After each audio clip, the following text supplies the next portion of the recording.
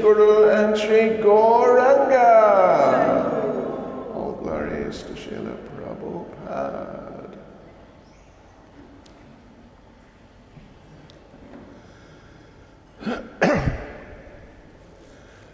Om Namo Bhagavate Vasudevaya.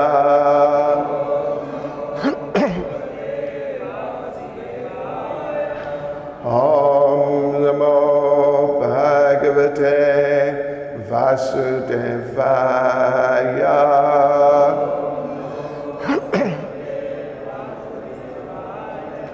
Om Namo Bhagavate Vasudevaya.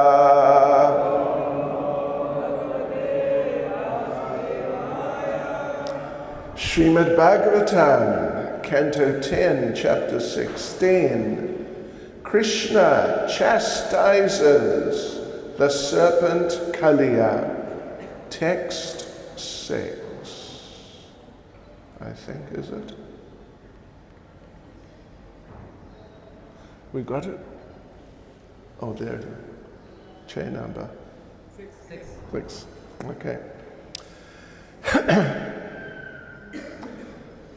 Tam Chanda Vega Visha Viryam Avekshya Tena Dushtam Nadim Cha Kala Samyamanavatara Krishna Kadambam Adiruhya Tato Te Tungam Aspotya Gadha Rashano Nyapatad Vishode Tam Chanda Vega Vishaviryam Avekshyatena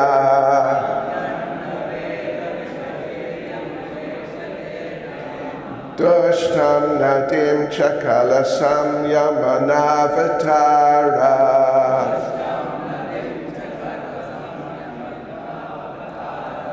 Krishna Kadambam Adiruya Tatoti Tungam Aspotya Gada Rashano Nyapatat Vishode Nyapatat Vishode Tam Chanda Vega Vishaviryam Avekshyatena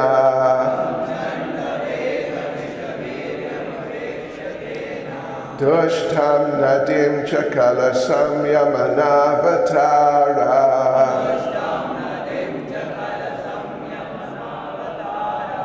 Krishna Kadambam Adiruya Tatoti Tungam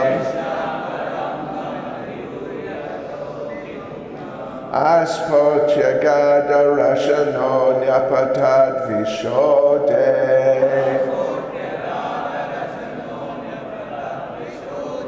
Tam Chanda Vega Vishaviryam Avekshyatena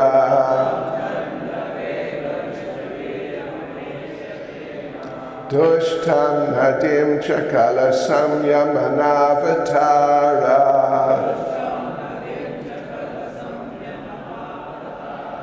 Krishna Kadambam Adiruya Tatoti Tungam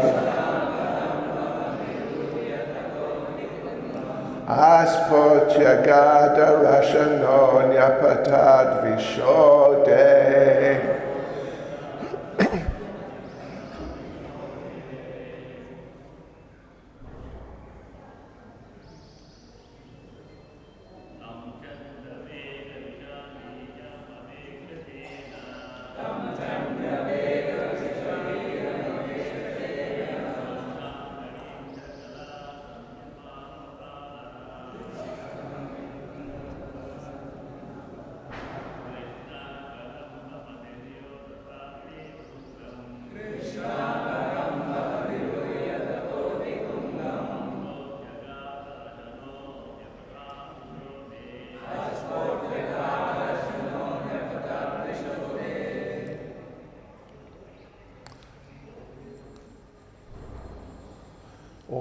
or.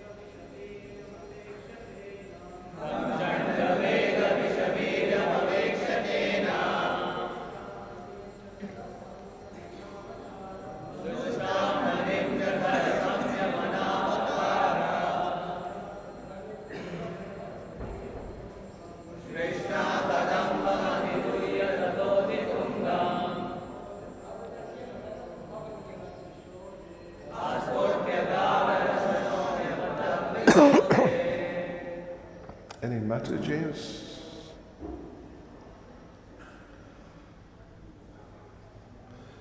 Tam him Kaliya Chandavega of fearsome power, Visha the poison, Viryam whose strength, Avekshya seeing, Tena by him, Dushtam contaminated, Nadim the river, Cha and Kala the envious demons, Samyamana for subduing, Avatara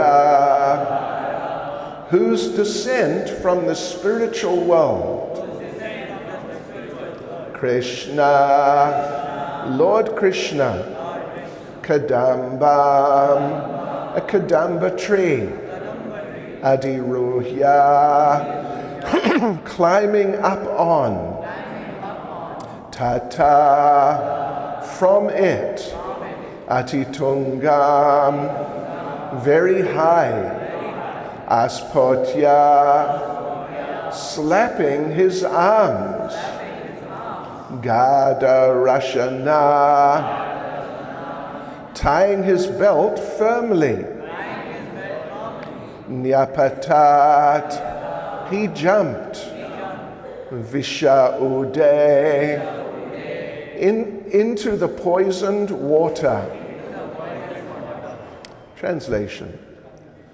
Lord Krishna saw how the Kaliya serpent had polluted the Yamuna river with his terribly powerful poison. Since Krishna had descended from the spiritual world specifically to subdue envious demons, the Lord immediately climbed to the top of a very high Kadamba tree and prepared himself for battle. He tightened his belt, slapped his arms, and then jumped into the poisonous water. Purport, just very, very short purport. According to the Acharyas, Lord Krishna also tied back the locks of his hair as he prepared to do battle with Kaliya.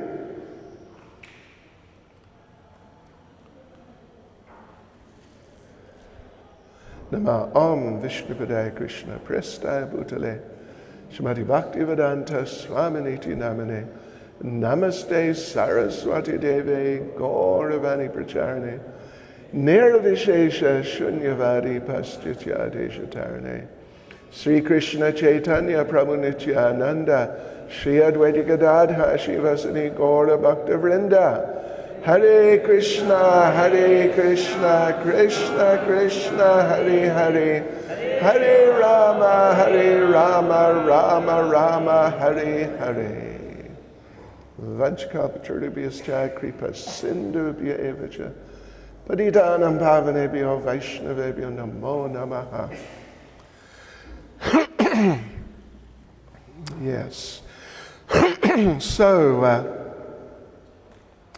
this is very dramatic pastime, and the description actually from our acharyas, particularly Sanatana Goswami, is that this is the second most dramatic pastime of Lord Krishna.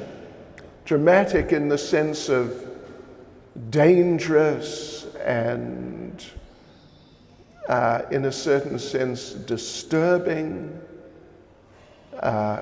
provoking anxiety.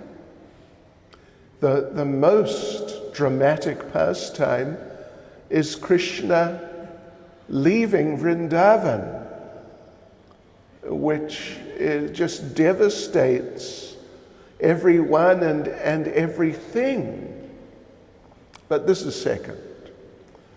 And certainly it's very amazing pastime. We mentioned Srila Sanatana Goswami. He, of course, has written Brihad Bhagavatamrita, where he devotes most of an entire chapter, or a lot of an entire chapter at least, to this pastime, and going into different aspects of it and different things that happened. Of course, here we're in the relatively earlier stages of the development of the pastime, and the cowherd boys, they have already come down to the bank of the river, or the lake, really, just next to the river, and they've drunk from those poisonous waters, and the cows have also, and everyone has already died. But then Krishna, he has just glanced over the cowherd boys and the calves, and in that way revived them. Although, interesting little point, is that they have all understood, at least the cowherd boys have all understood, that we just died. Look at that. We have just died, and Krishna has just revived us. This means Krishna is the Supreme Personality of Godhead.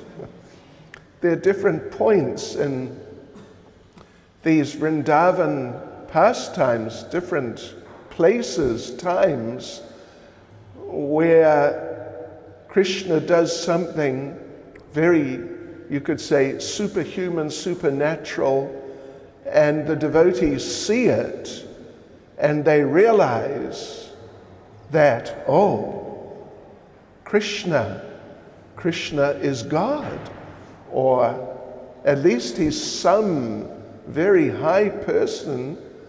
And they remember what Garga Muni said at the name-giving ceremony, which of course everyone's heard about. and they start thinking in these terms, like when Mother Yashoda saw the universe in Krishna's mouth when she was looking for dirt, that particular pastime.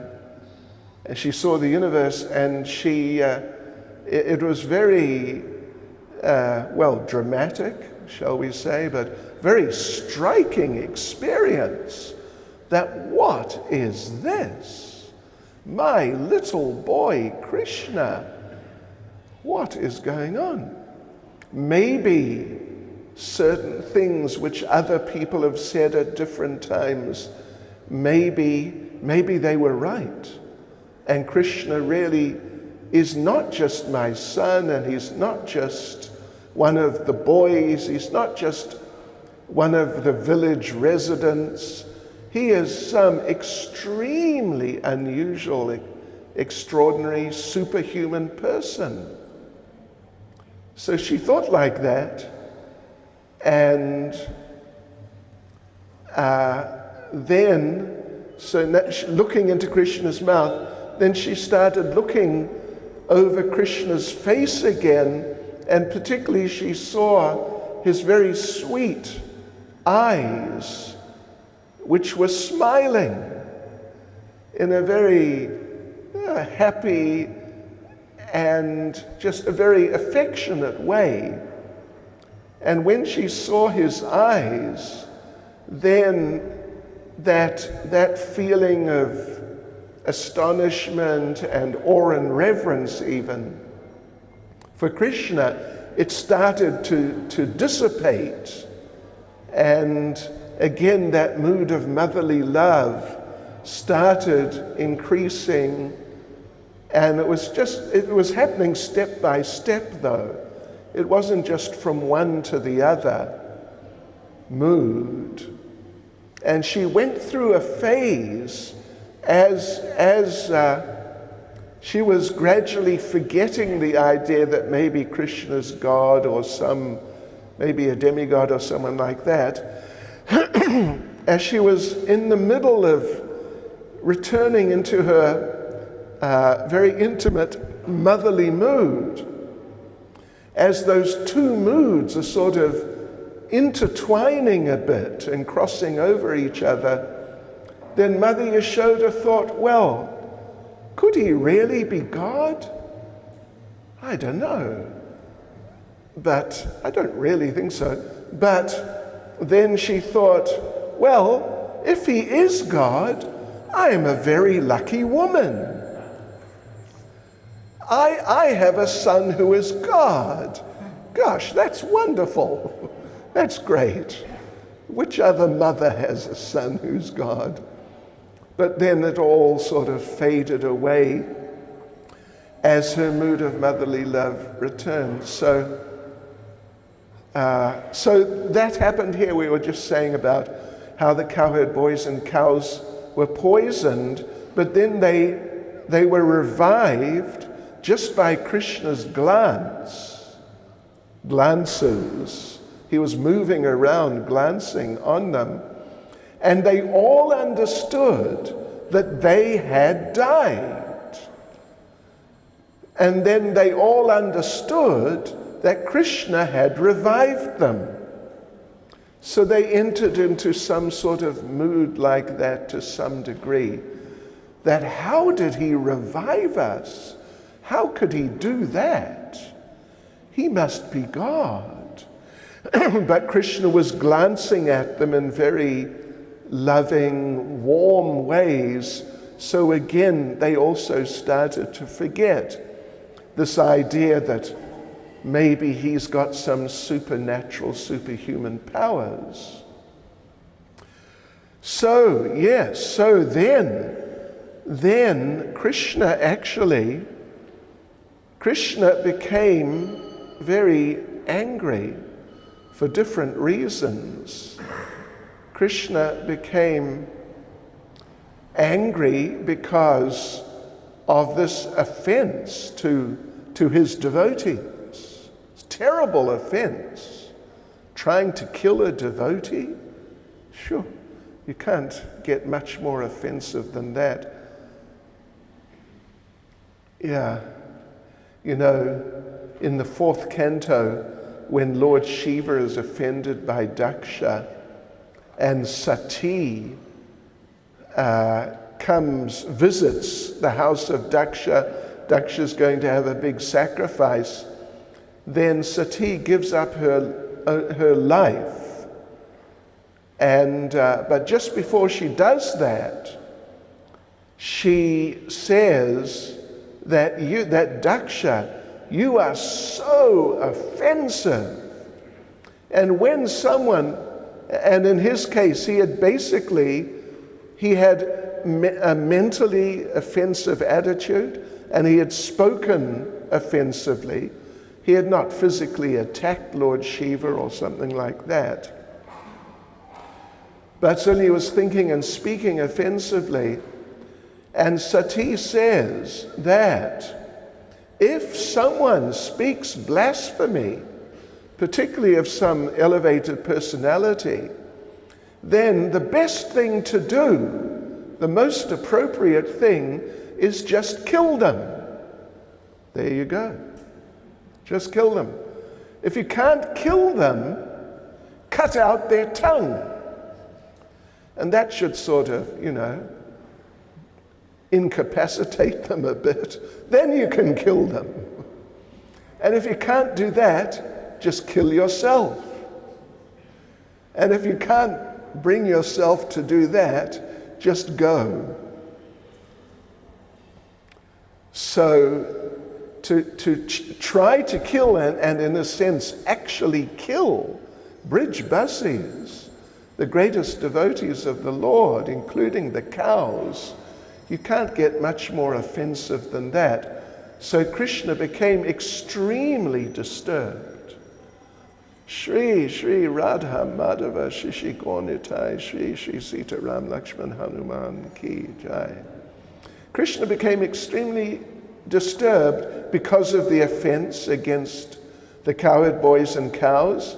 He also became extremely disturbed because Kaliya had contaminated the Yamuna so badly.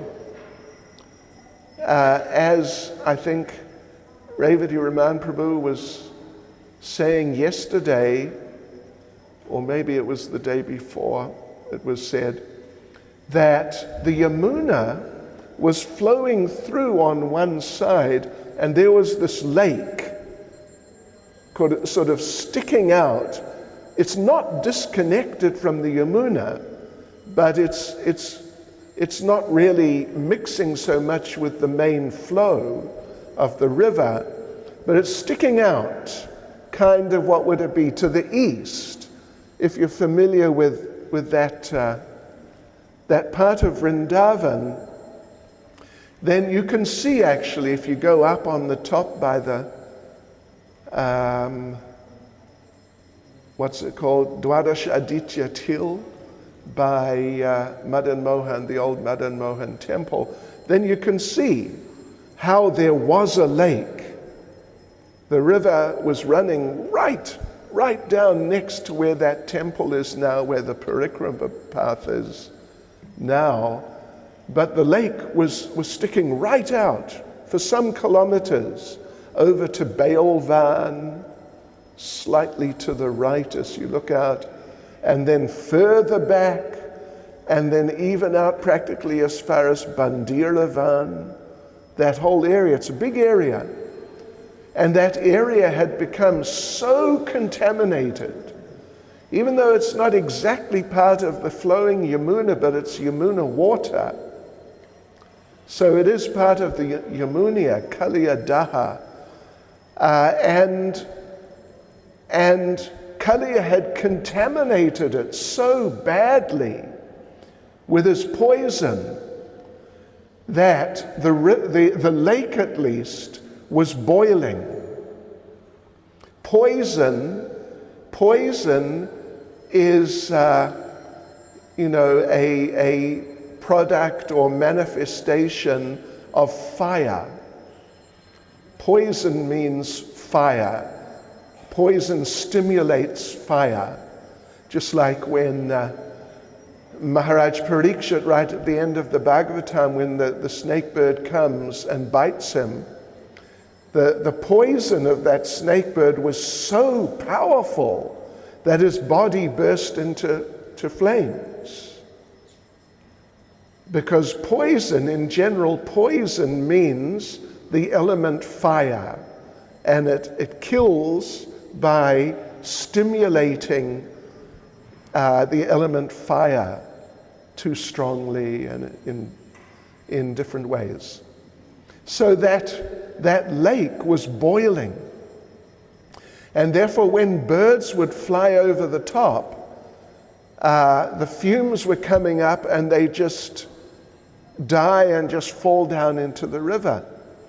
And the trees around, or not just trees, but all the vegetation around that whole lake, and even on the other side where the river is next to nowadays Vrindavan town, all the vegetation was dead, except this one tree mentioned here, the Kadamba tree. And it's interesting, I imagine many of you have been there, maybe all of you, and you've seen that Kadamba tree there at Kaliya. It's obviously a very old tree.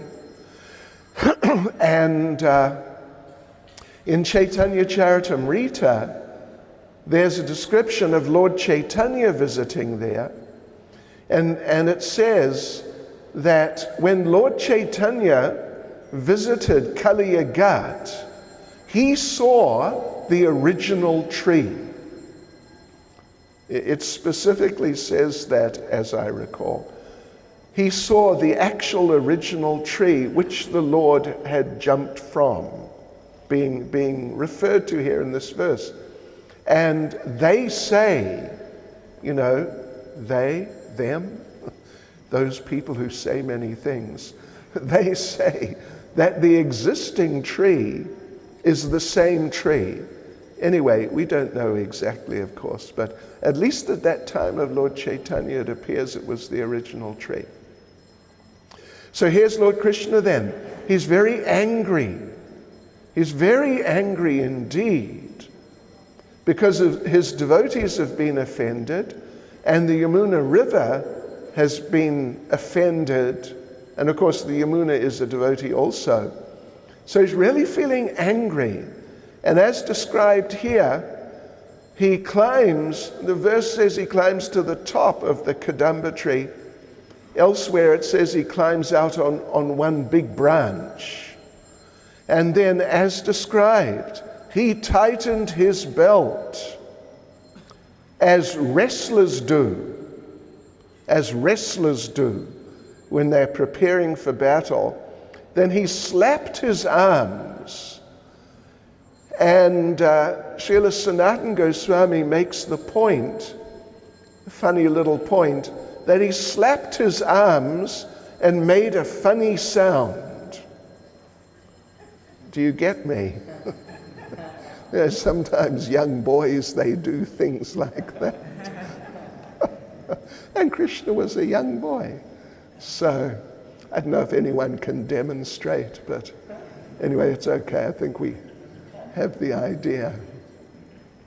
So yeah, Krishna did like that, made this funny noise, tightened his belt like, we're going to really get tough with this Kaliya here. And Krishna jumped into the poisonous water. That's where we're at in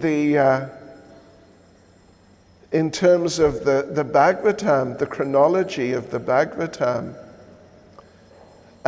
Next verse, anyway, I don't know if we want to sort of spoil things, but at least in Brihad Bhagavatamrita, the description is, or maybe in the commentaries, Sanatana Goswami particularly gives very amazing commentaries to this part of the Bhagavatam. And he says that when Krishna jumped in, a tsunami was created. You know what I mean by tsunami? Anyway, let's just say a big wave, like a really, really big wave. And the question arises, if Krishna is just a small boy, He's just a small boy, 6 or 7, maybe 7 years old or something like that, or 6 even. And this little boy has jumped into the river. How could that produce a tsunami or some really quite massive wave? And the answer to that question is because Krishna, of course, is not just a little boy. Krishna is everything. He is the summum bonum of all of existence. And you can imagine if everything landed in the water, that would really make a splash, wouldn't it? So, and then Sanatana Goswami says that this big wave, it went sort of powering out into the lake, and Kaliya, who was out there, further out in the lake,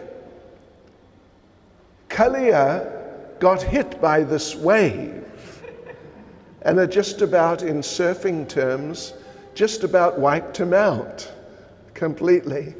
You're probably not from surfing backgrounds, are you? Anyway, don't worry, it's okay. You didn't miss that much.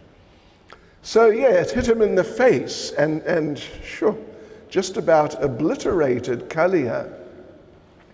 And then Kaliya pulled himself together, and Kaliya asked himself, who is the rascal who has jumped into my lake? You know, I think it was discussed yesterday a bit how Kaliya represents envy. Srila Bhaktivinoda Thakur has discussed how the different demons, 20 or 21 or so, who are described in the Vrindavan pastimes, at least as they are described in the 10th canto, they all represent different anathas. And Kaliya and Aghasura, of course, they're both snakes. And there are similarities between the anathas that each one represents. And envy is certainly a very significant factor in the anatha or anathas that each one represents. However, Kaliya particularly represents envy in the sense of talking badly about other devotees, and in this way poisoning the hearts, poisoning whoever they're talking to. Yeah.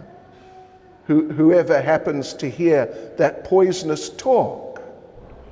Because after all, he poisoned the cowherd boys and the cows. Yeah. So that's an interesting little point. So Kaliya's out there in the lake, gets hit by this big wave, gets really disturbed, and in that mood of envy, thinks, who is the rascal who's jumped into my lake?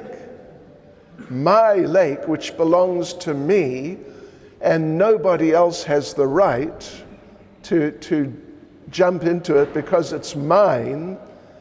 And if anyone does jump into my lake, then necessarily they must be punished.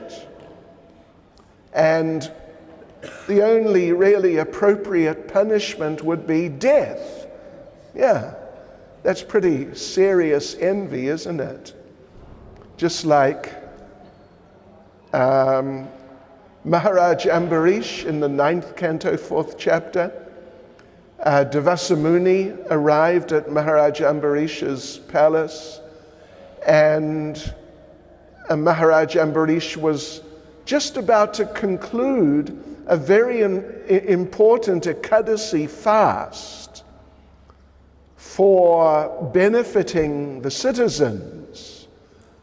And in order to really maximize the benefit, he had to conclude it at some particular critical point in time. Otherwise, the effect wouldn't be so great. But then along came Devasa Muni, and as a guest, you know what it says, what Shastra says, Atiti Bhava Deva. Is that right? Deva Bhava. But actually in Sanskrit you could put it around either way. So, yeah. So the titi meaning, a fixed time. Titi, some particular important time. And atiti meaning just, any time. The uninvited guest who just appears on your doorstep should be accepted like God. And so he had to receive him, and he did, and offered him, would you like to eat? And Devasa Muni said, yes, but I need to take a bath. I'll be back shortly. But then that time for the concluding the fast would have finished. So Maharaj Ambarish, on the suggestion of his Brahmin advisors, he drank some water. And Devasa Muni then came back and through his mystical powers understood that Maharaj Ambarish had drunk some water, broken his fast, even though it's not at all like eating, but technically he had taken something. And Devasa Muni, he shares a nature something like Kaliya to some degree at least. Yeah. He's extremely sensitive, sort of hypersensitive, and if you look at him in the wrong way, then he'll ask you, why are you looking at me? What's wrong? And he curses. So he cursed, you could say cursed Maharaj Ambarish, took a hair from his head, threw it on the ground, and out came some mystical demon to kill Maharaj Ambarish. So he felt, because he drank water before I ate, then the only suitable thing to punish him for his offense of drinking water before I ate is death. Gosh, imagine if Maharaj Ambarish had stolen his samosa while he was eating. Whoa, what would have happened? I can't imagine. It would have really been extreme. Anyway, it's just an interesting little point that of these 20 or so, little more than 20, demons, of course some of them are not exactly demons, but we sort of use the term. Of those 20 or maybe 21, actually we should count exactly, but it's at least about half of them became demons because Devasa Muni cursed them. In other words, when you see Devasa Muni coming, maybe better to head the other way. He's sort of like, you could say, a serial cursor, something like that. So Kaliya, his mood is like that.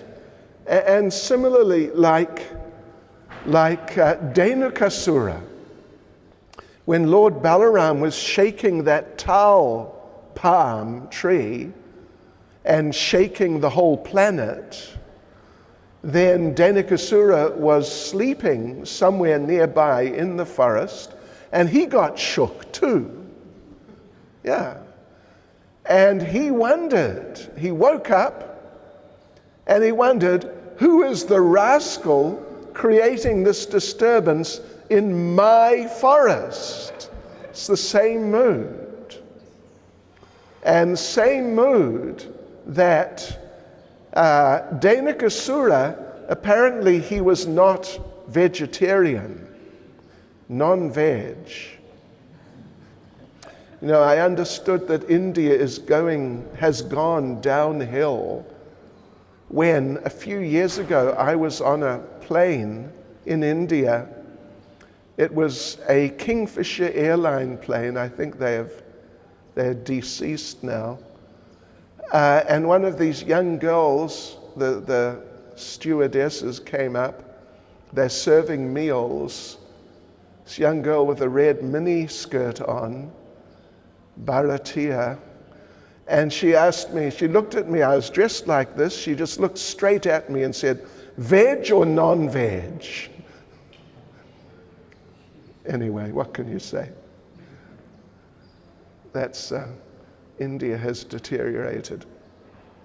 So yeah, Dhanakasura was non-veg, so he didn't eat the fruits. He didn't eat the fruits, but he didn't let anyone else come to eat the fruits. Even if birds flew in to eat the fruits, he'd kill them. This is envy.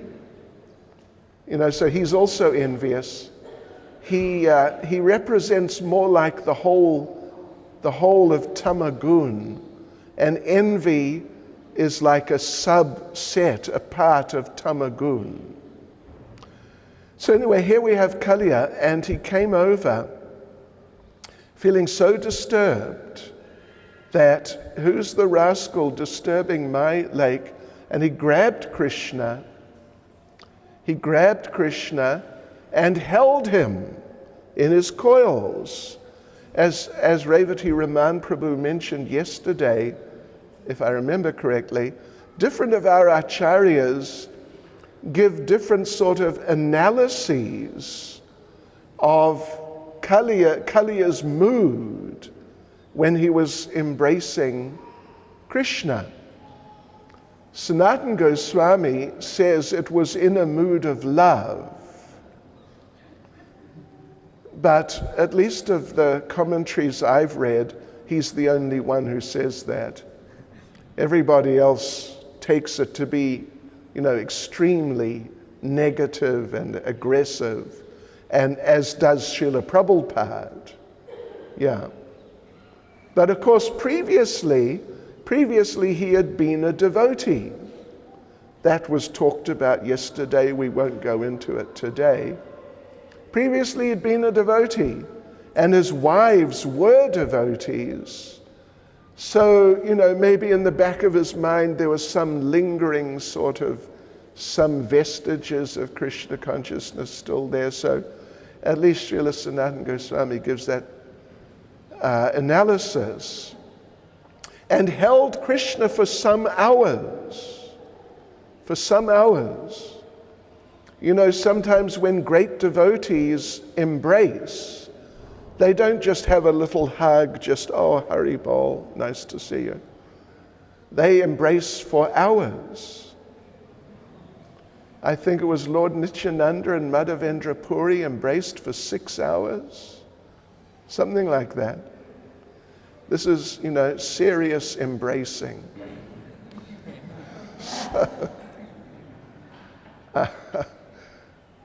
So anyway, then Kaliya held Krishna for hours. And at least according to Srila Sanatana Goswami, one elderly devotee just happened upon the scene there. He wasn't part of the team with the cowherd boys. Just an elderly devotee who just happened along. And so he went running back and alerted the village, and they all came running out.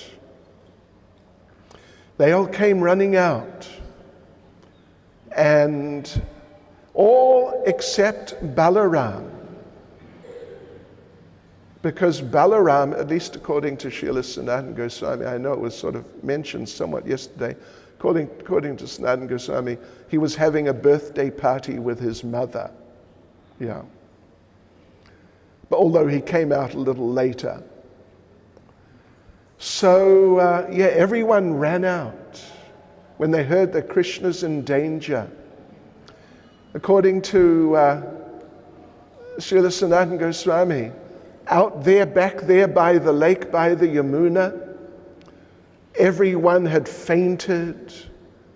The trees had fainted. The rocks had fainted. It was just a very dramatic scene, an extremely dramatic scene. And then all the bridge buses came running out.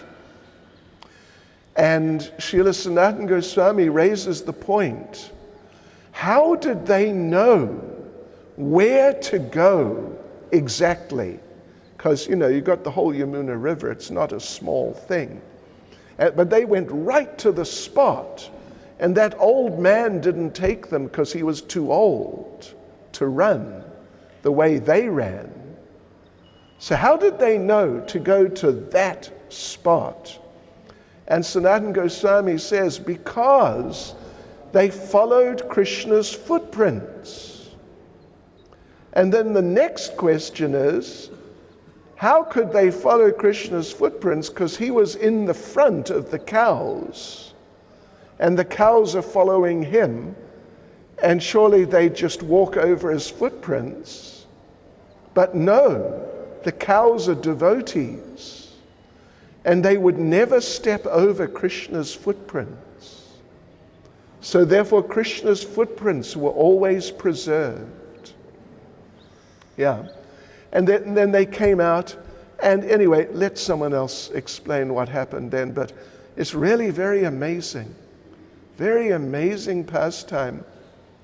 And Lord Balaram is the only one who understands what's going on, and that this is a pastime, and there's nothing to panic about. And even Lord Balaram thinks to himself, listen, he's thinking to himself, sort of addressing Krishna in his mind, and he says, listen, brother, you want to play with a snake? You want to play with a snake? Why don't you play with me in my form as Anantashesh? Why play with this mundane Kaliya? He is not much of a snake. You want a real snake? Play with me, Anantashesh. But Lord Balaram comes out and is trying to pacify everyone. But at the same time, he doesn't want to interfere with their mood, because he feels they are greater devotees than me. And it would be wrong for me to interfere with their loving feelings. But still they're suffering so much, and it's unnecessary because there's no problem really. So subtly, Lord Balaram was trying to hint that it's okay. You don't need to panic too much. He was walking up and down the bank, sometimes telling the bridge buses, just stay here and wait, because they're trying to swim out to join Krishna. But he tells them, just stay here and wait. Don't worry too much. And Srila Sanatana Goswami says, with some of them, he would smile at them. And the bridge buses would wonder, why is Balaram smiling? What's so amusing about this situation? Anyway, it's a long story. But yes, the bridge buses, they dive deep into a bottomless ocean of separation, thinking that this is our Krishna. This is our Krishna, our little village boy who we just love so much. And it looks like this could be the end. What do they say? Gangamai ki jai. Looks like Krishna may die. And so their mood of anxiety and love in separation just totally overflowed its banks until Lord Balaram could tolerate it no longer. And he called out to Krishna, "You stop this pastime. You stop this pastime." Because even though these are the Brijbasis and they have eternal spiritual bodies, as far as I can see, they're actually going to die. So you stop this pastime. Otherwise, your own heart will be broken.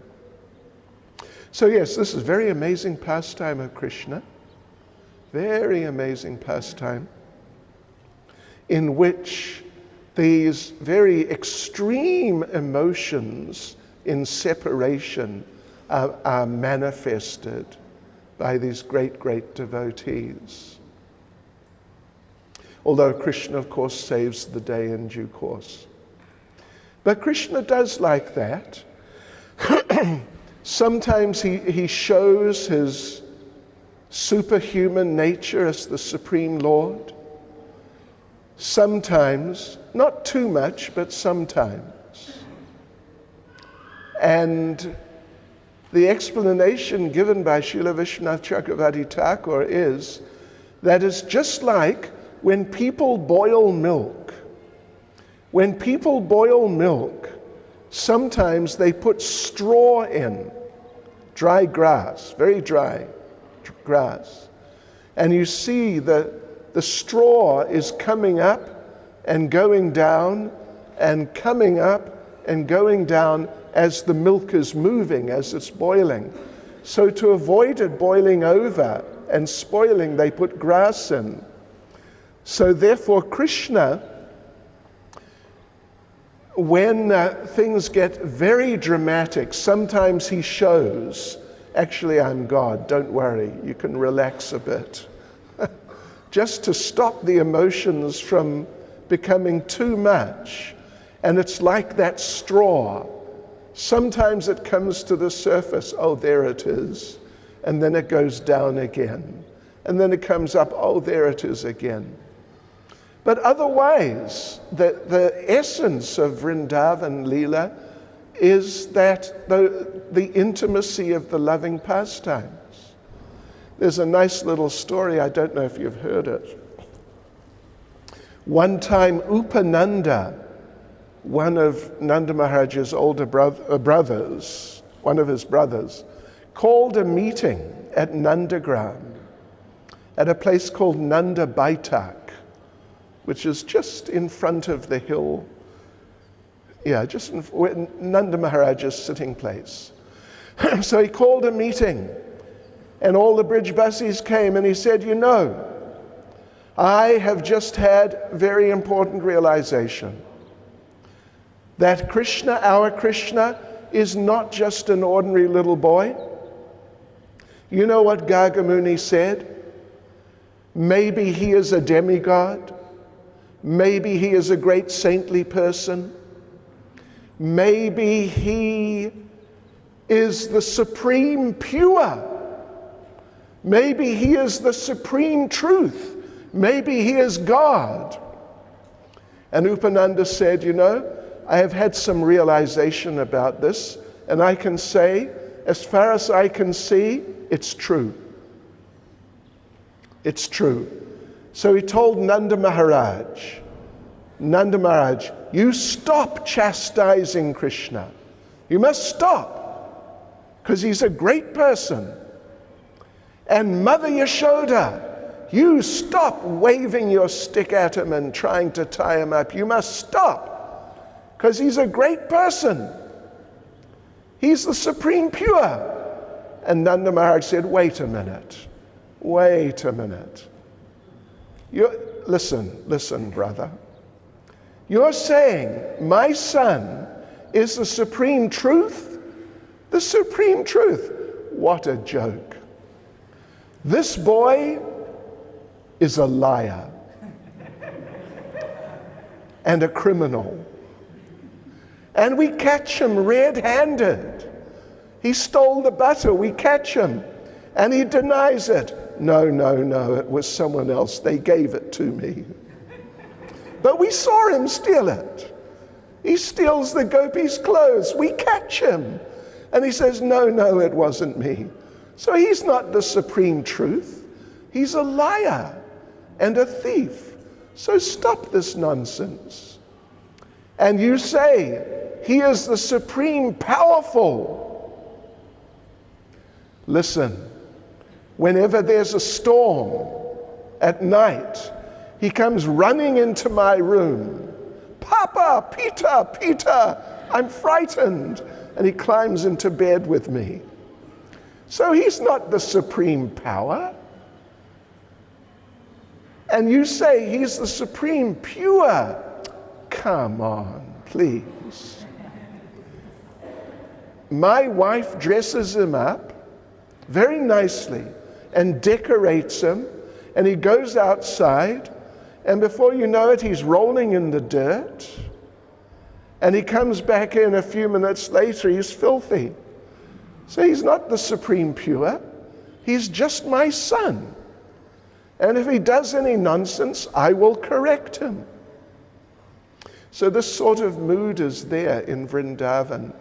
This is the basic theme, the basic underlying mood, practically all the time, except for sometimes when Krishna feels the emotions are getting out of hand, then maybe he shows that actually I am the Supreme Lord, so you can relax. And they understand that momentarily, and they're pacified, but then after a while they forget again. Hare Krishna. Srila Prabhupada ki. Srila Prabhupada ki. Srila Prabhupada ki. Hare Krishna. No questions? Okay. Thank you. Wonderful. Hare My Krishna. question Yes, Maharaj. my question is, you mentioned that all the acharyas describe Kaliya's mood as very dark, Right. envious, whatever. Right. And Sanatana Goswami says, well, previous life was with devotees, actually. Right. Love. Now, my Occidental mind thinks, well, one's right, one's wrong. Uh-huh. How do we balance these different opinions of the acharyas? Yes, well, Who's right, who's wrong? okay. Well, you know, fortunately, they're all right. My accidental mind. But no, the thing is this, that the one aspect of transcendental consciousness is that opposing elements can be reconciled. Yeah, opposing elements can be reconciled. So therefore, you know, because the majority, and particularly for us, because Srila Prabhupada definitely says that he was aggressive. But, you know, Sanatana Goswami is Sanatana Goswami. So, certainly, the possibility exists that somewhere in the back of his mind, there's an element of something positive. And in fact, as the pastime progresses a little further, Krishna dances on his heads. And then in the process of that, Kaliya's devotional mood, it really starts to manifest. Like fully, in a really, like as the dominating feature of his manifest consciousness. And although he's too weak to say anything, in his mind, he just prays, I'm yours, I'm yours, I'm yours. And therefore Krishna didn't kill him. Krishna killed all the other demons, but he didn't kill Kaliya. So the possibility exists then that Kaliya was actually in a mixed type of consciousness where there were some elements of positiveness, something like that. And Sanatana Goswami chose to really focus on that. I'm perfectly satisfied. You saved me. Hare Krishna. There you go. No, that's very good. Thank you very much. Hare Krishna. Srila Prabhupada ki. Ho gaya.